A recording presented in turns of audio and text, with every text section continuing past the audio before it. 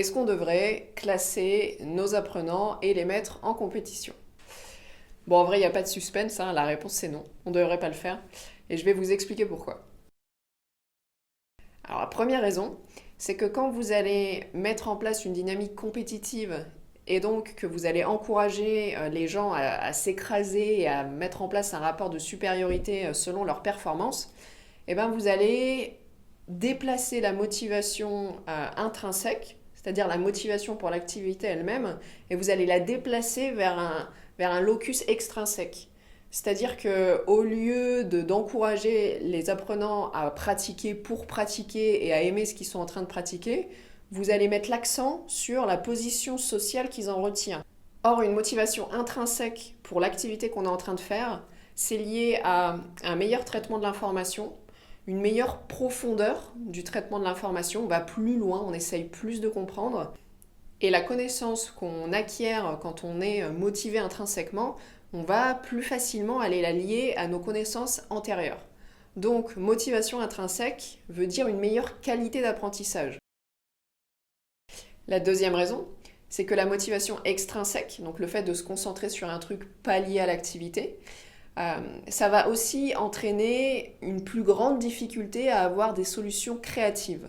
Donc à partir du moment où on est sur une activité d'apprentissage qui n'est pas de la performance pure, de l'application de procédures, et qu'au contraire on cherche à plutôt de la pensée divergente, plutôt de la créativité, et ben vous allez tirer une balle dans le pied de vos apprenants en se concentrant sur la compétition et la motivation extrinsèque.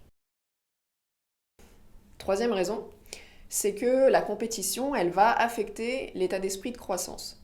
Donc l'état d'esprit de croissance, c'est cette croyance en notre capacité à nous améliorer, au fait que les erreurs sont là pour nous aider à avancer.